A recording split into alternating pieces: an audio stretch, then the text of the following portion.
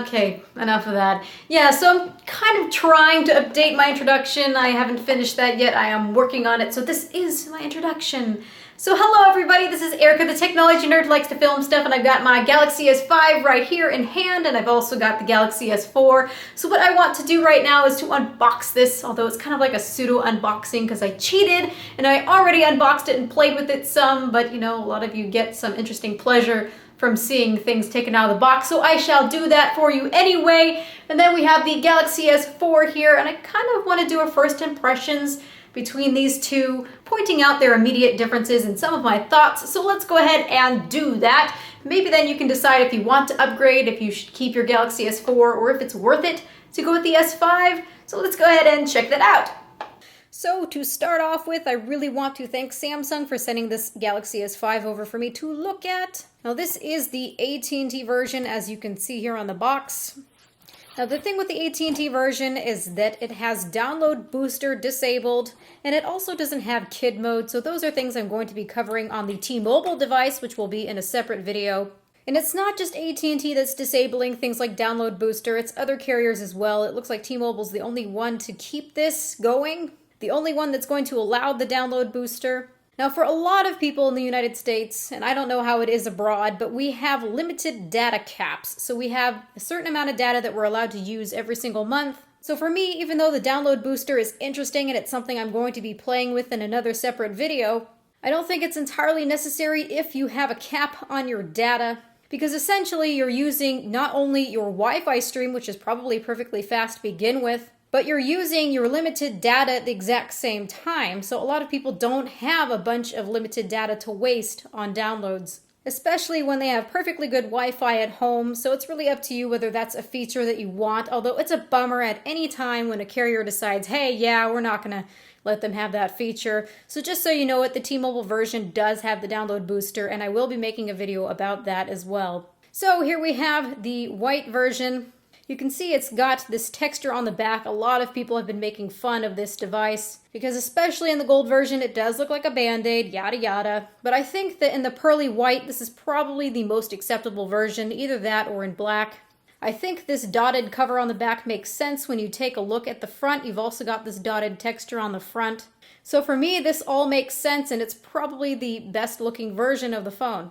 So let's set this little guy aside. I'm gonna go ahead and open the box. I already took off all the plastic and had all that fun by myself. They sent me a SIM card, which I will not use. Smart switch. Please, they're asking you, switch to Samsung, get away from your iPhone, blah, blah, blah. We've got some health and safety guide information. We've got a quick start guide. Actually, I kind of want to take a look at that.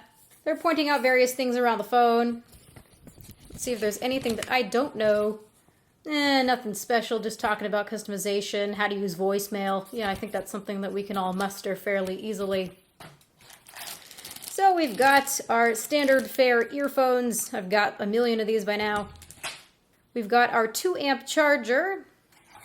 And we've also got a USB 3.0 charging cable. What I like about Samsung is they don't seem to be so chintzy compared to some other companies with their charging cables.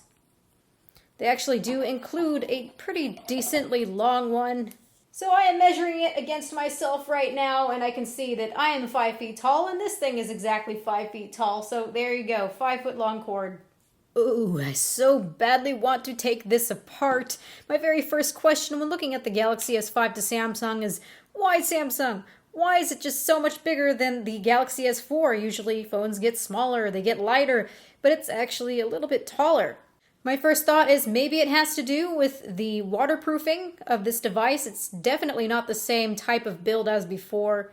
I have seen iFixit take it apart. So before, what would happen is you'd remove the back cover, you'd take all the screws out, and you would remove everything including the motherboard, and you would eventually be left with a screen assembly. So the screen before was the last thing to come out of the device, and now it's actually the first thing. You have to pop the display out now, so that's going to make it quite difficult to repair. So at one point I want to get down and dirty and take one of these apart. I don't know if I'm going to get to do that, but I'm sure it would explain a lot of my questions as to why they've decided to make this so tall. So the Galaxy S5 is just a hair thicker than the Galaxy S4. It's a little bit wider, and it's also heavier as well, 145 grams versus 130 grams.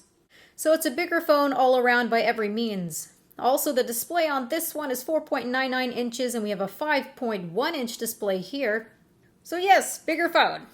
With this bigger phone, we've also got a little bit bigger battery. Inside the Galaxy S4, we've got a 2,600 milliamp hour battery. And inside of the Galaxy S5, we've got a slightly longer, thinner battery here, 2,800 milliamp hours. I have not had a chance to fully test the battery life out yet. So that is definitely something that's going to be coming in upcoming videos. But if any of you wondered, hey, can I use my old battery inside of my Galaxy S5? No, you can't. I have seen some people happy that it's now of this form factor because you can easily fit it into a wallet pocket. I'm sure some of you menfolk out there will confirm this for me. So if you need to have an extra battery, yes, it's definitely interchangeable, but it's completely redesigned from what we have before. So we might as well start inside of the device. We have a micro SD card slot. It's not like what we have on the Galaxy S4 that was spring-loaded where you could pop it out. For example, it's actually quite like the Note 3 where you need to slip it into place and then you can pull it out. It's the exact same thing with the SIM tray. It's spring-loaded on the Galaxy S4, but you have to pull it out on the Galaxy S5, and that's one design decision that I didn't like. Same thing as on the Note 3. If I had slippery fingers, it was pretty hard to remove that SIM. But hey, that's just being picky. With the proper back cover, you do have inductive charging. It is a bit of a bummer by now that they don't just include it readily. Come on, Samsung, being selfish, just trying to get every little bit of pennies that you can. So underneath this back cover, you can see that it's got this plastic O-ring. This is actually what's keeping water from coming inside of the device and waterlogging the device. So it's very important that you make sure that all of the snaps are closed, and sometimes I find it very easy to miss one. I do find one here or there that's not clipped down all the way, so pay special attention to that. A nice feature though is that Samsung does warn you every time you turn on the phone to make sure that your back cover is closed. So looking at the back, we've got the camera in the exact same place. We've also got the flash in the same place. We've got the heart rate monitor on here. And this is a feature that I pretty much more or less have ended up dismissing because I don't really see a practical reason to use it unless you're in your 40s and you're waking up in the morning and you just want to see what your heart rate is. I really do wish that they had included the dual LED with different colors to adjust for white balance, but they were trying to go for a fitness motif, so they left this on here instead. On the right-hand side, we've got the exact same place for that power button. I really have always loved the placement of the power button on Samsung devices. It's just a really smart decision.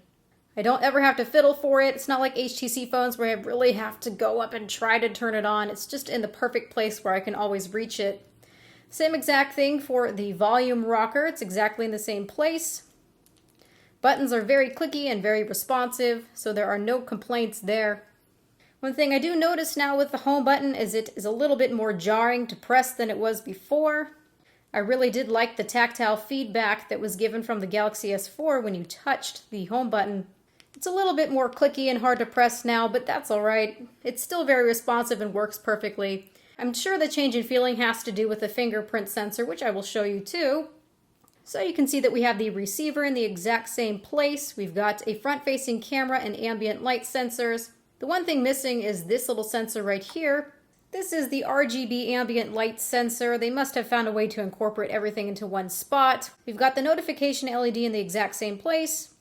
On the top, we've got the microphone in the same place, but you can see that the IR blaster has switched. And we've got a standard headphone jack here. It's interesting that the headphone jack is open, so water can indeed get inside this and the device will be just fine.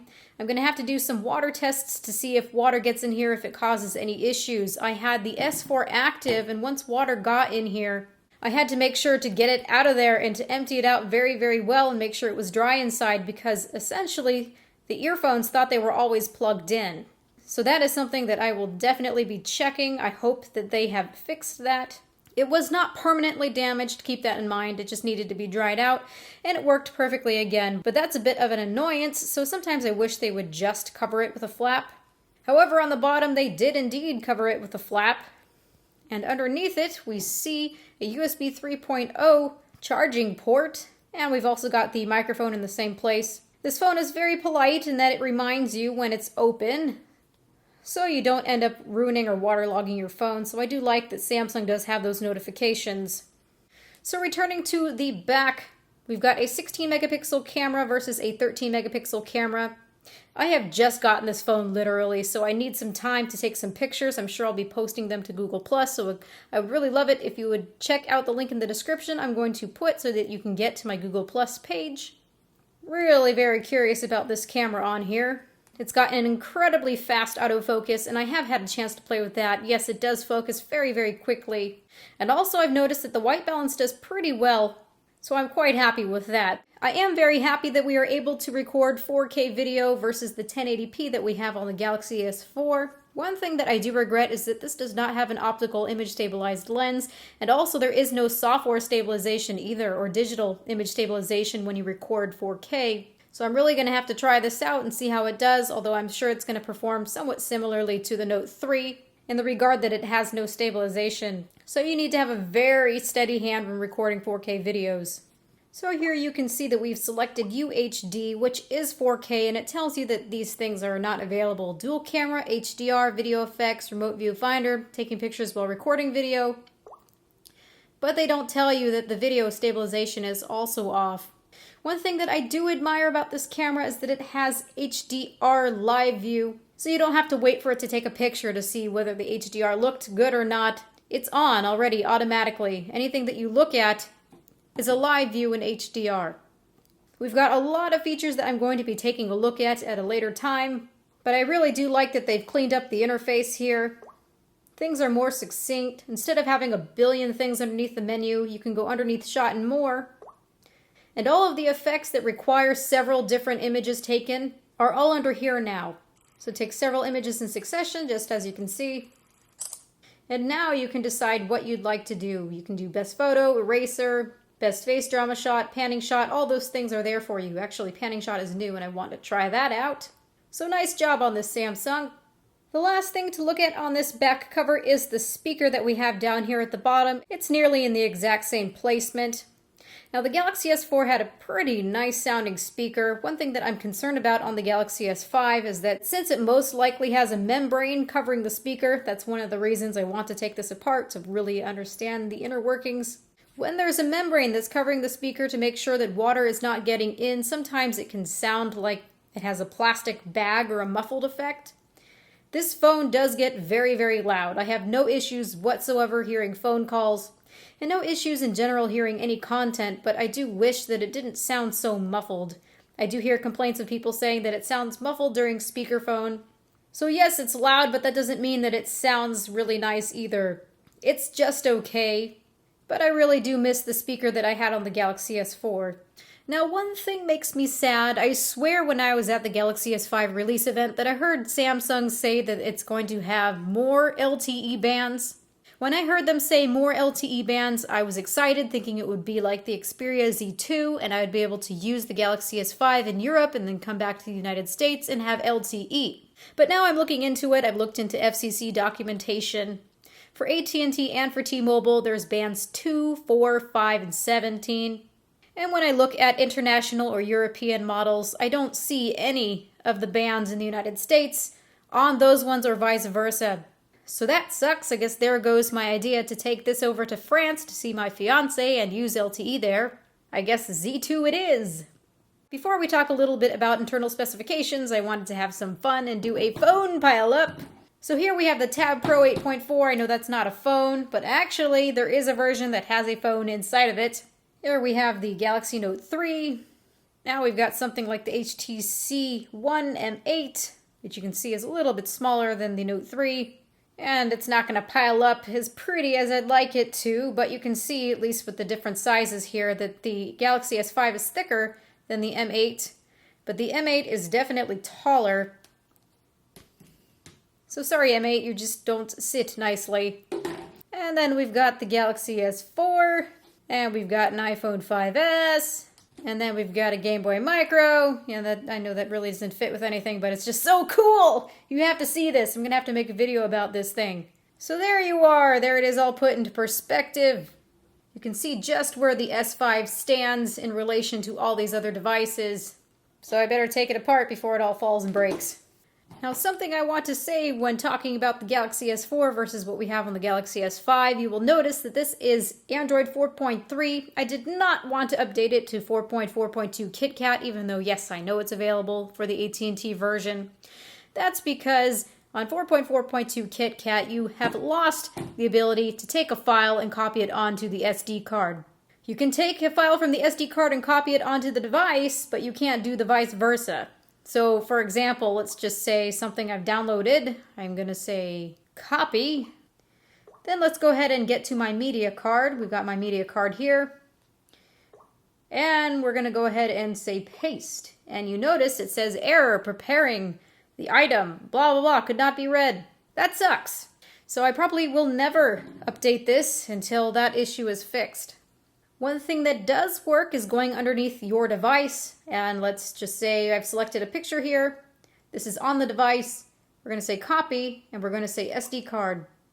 And we can go and say paste here, and you can see that with the Samsung application, it has the permissions needed to be able to do this. So you can indeed use my files from Samsung to copy items onto the SD card. So all is not lost, but I don't like that. So don't ask me why this has 4.3 and not 4.4.2. With the Galaxy S4, Samsung made such a big deal about comfort level and all of the new sensors that it had inside of it, such as the thermometer and also humidity sensor. Those things seem to be foregoed on the Galaxy S5. I don't see them included in any list. And also you can see that there is no comfort level. So it looks like those have been removed. Probably in favor of something like the heartbeat sensor. Oh well, I really did like this better. On the Galaxy S5, we still have motions and gestures.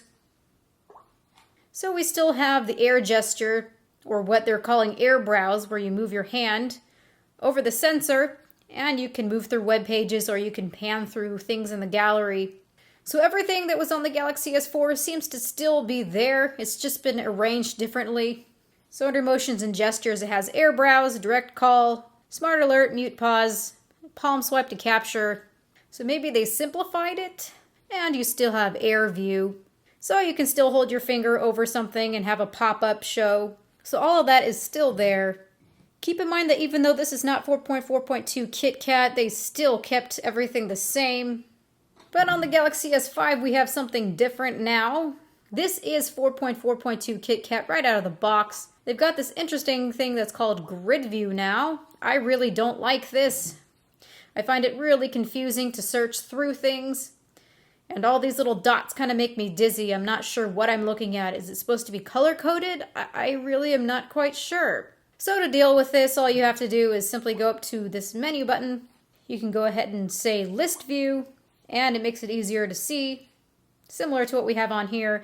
And if this is still a bit too much where you are looking for network connections, just saying you have to scroll through the entire list, you can then just go and say tab view, and you're right back to what we have here. So that's not so bad. Also at the bottom, we have a menu button here. What we have here now is a task switcher or recent applications. What you can do is assign something to this button. By default is the menu button. So if you go somewhere where the menu button is needed and you hold it down, you can see that you are brought up with the menu. Now you do have the dots up here that work just for menu as well. So it's nice that they added this back. If you go on the home screen, you can pinch, or you can hold down, or you can simply just get to the menu button by holding this down. All does the same thing. So all is not lost. This still indeed can be the menu button, if you so wish. So just like on the Galaxy S4, we are working with 2 gigabytes of RAM. I really do wish it was 3, but 4.4.2 KitKat seems to be doing just fine. This device is incredibly smooth. I'm able to use all the other doohickeys that they've included just fine without any mess-ups or choke-ups. And the first thing that I noticed when playing with this at MWC is this is a really great job by Samsung. It's incredibly smooth. I'm hearing good things about the Galaxy S4 as well once it's on 4.4.2 KitKat. But they really have improved the performance on the Galaxy S5. I'm not seeing any S-lag issues so far. Now you're free to argue with me and tell me that you've seen something different, but this is incredibly smooth. Really very, very smooth. So we've got a Snapdragon 801 SoC, 4-crate cores clocked at 2.5 gigahertz because this is actually the AC version and not the AB version like we have with the HTC One M8. So there is a little bit of a distinction. It is higher clocked. Gameplay seems to be nice and smooth. I will have a chance to test all of that out later on, but so far I am quite pleased with what I'm seeing. I really do see a performance leap from the Snapdragon 600. It had 4-crate 300 cores clocked at 1.9 gigahertz, an Adreno 320 GPU versus the 330 GPU. So even though this device doesn't feel like a huge step up, it does have a marked improvement in performance. I really can't lie about that. A lot of you are going to ask me, is it worth it to go from the S4 up to the S5? Well, in general, I would say that it's really worth it to go from the S3 up to the S5. But if you're really happy with how 4.4.2 KitKat is doing now on this device, I think that you should be just fine. And you probably won't want to upgrade to this unless you really want some of the key features like the 4K video or the waterproof abilities. I would say more water resistant. Or if you want USB 3.0, or maybe a slightly larger display, which we're going to get into right now. So on the Galaxy S5, we have a 5.1-inch display, 432 pixels per inch, versus 4.99 inches and 441 pixels per inch. The pixel density looks very, very similar to me. What I notice mostly that's different is that the color temperatures are just entirely different. I have seen a couple of Galaxy S4s, and what I liked about the display is that it didn't look overly cool to me, as in bluish. Now keep in mind that both of these are on standard mode. There is no auto adjust screen tone on. They're both set exactly the same. I just increased the brightness on both of them to 100%. The thing that I can tell immediately, besides the color balance or the white balance being cooler on this display, so I did measure it, and yes, it is a bit cooler than what we have on the Galaxy S4. It's also incredibly bright. It gets a lot brighter than the Galaxy S4 does. I think you can even see that. So very, very bright display, and it can also get very dim. That's something that the Galaxy S4 wasn't able to do. So let's just go ahead and go all the way down. You can see that it looks pretty much off. You can really turn down that brightness. On the Galaxy S4, you can see that you can still see it. But on the Galaxy S5, look how much darker you can make this now. So I can only imagine that this is going to do wonders for people who want better battery life. Although you have to be careful because it's very easy to lose where that slider went. Aha, there you are. So that is an interesting difference. I did write a tidbit about the calibration of the Galaxy S5 display on Google+. I want to save that in video for a little bit later.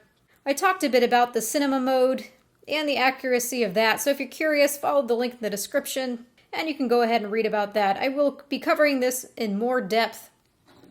The only other thing that I'm noticing between the Galaxy S4 and the Galaxy S5 displays is that the Galaxy S5 display does not seem to be the same process at all. Yes, it is that diamond matrix pen tile, just like on the Galaxy S4, but if I'm looking at certain things like grays, or even whites at times, I can see that the display is a little bit grainy.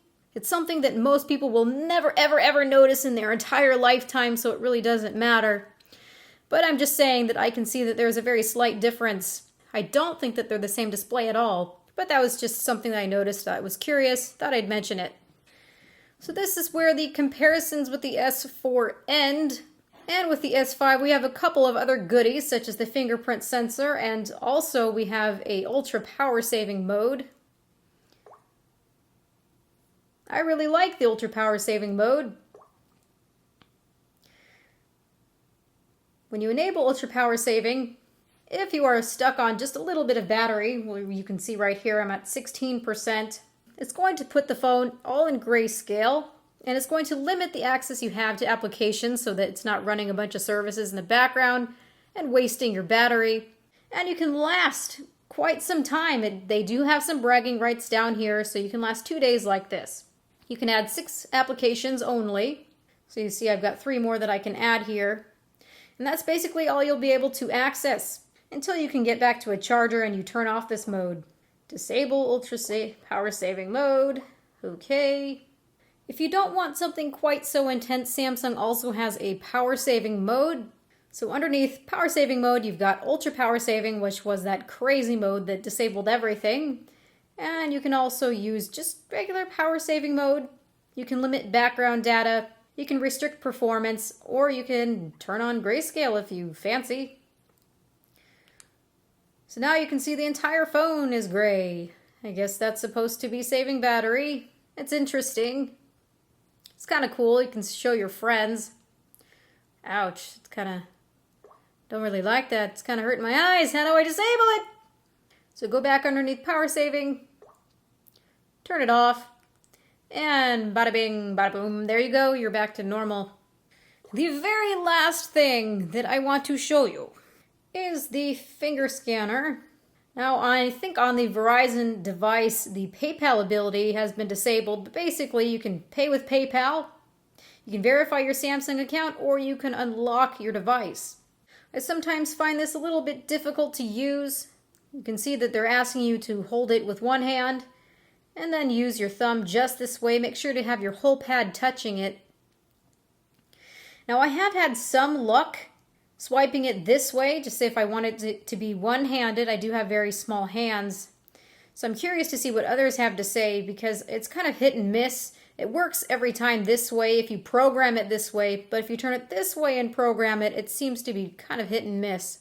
So the fingerprint scanner is nowhere near as good as what we have on the iPhone 5S where you simply just hold it down and it unlocks itself. You really should never have to do any type of swiping motion. It just guarantees that it's not going to be the same every single time. So it's cool, but I honestly don't think I'll use it because it becomes kind of complicated for me. I really can't do this to be able to use it one-handed, and it's a pain in the butt to have to hold it and do this every single time. I'd rather just punch in a password or something. So yeah, very nice little phone. You let me know if you think it's worth the upgrade. But it does offer some things that a lot of people are going to value. So now I really want to take a second and thank my sponsors so much over at Audible.com for making content creation possible. If you don't know who Audible is, they are an online leading provider of downloadable audiobooks from every genre that I can possibly think of, including my newest discovered one, university lectures. Now, I don't know if a lot of you know this about me, but my major in college was cognitive science, looking at what people think, knowing why they think, what motivates people. So I came across this audiobook, a series of lectures called Your Deceptive Mind, a scientific guide to critical thinking skills. Now, I need to use this in everyday life, especially as a reviewer. I have to be careful to not be incredibly biased. I have to be careful to not fall to marketing ploys so I can get you proper information. And I found that this really coincided with what I learned in college in cognitive science, and it explains so well why people make the errors in thinking that they do and why they do the crazy things that they do. So I find this incredibly entertaining. Professor Steven Novella does a really great job conveying all this information. So if you're interested to check this out or any other book out, please follow audible.com/Erica. You can check out Audible's service for free and download this book or any other book of your choice. And if you don't like it, Audible guarantees their books, so you can just simply change it to a different one. So if you want to check this out, follow audible.com/Erica. Since they are an Amazon company, all you have to do is log in with your Amazon information and you're good to go. So really, I recommend checking this out. I find it both entertaining and revealing. So thank you everybody for watching. This has been Erica, the technology nerd who likes to film stuff. Please rate, comment, and subscribe. I really appreciate it. Also, I want to say that on Google+, I've been posting a lot of things lately. I've been getting a lot of new devices. I have the Oppo Find 7a right here. I'm going to be getting the Oppo Find 7 as well. The only difference really being that it's got a Quad HD display and a little bit faster processor. So I'm going to be posting a lot more things about the Galaxy S5. I'm also going to be reviewing the Galaxy S5 in a full review, so stay tuned for that. If you have any questions about the Galaxy S5, please ask them down below in the comments section. I will try to put all of your questions into my full review. So now is the time to ask them. And have a good night, you guys.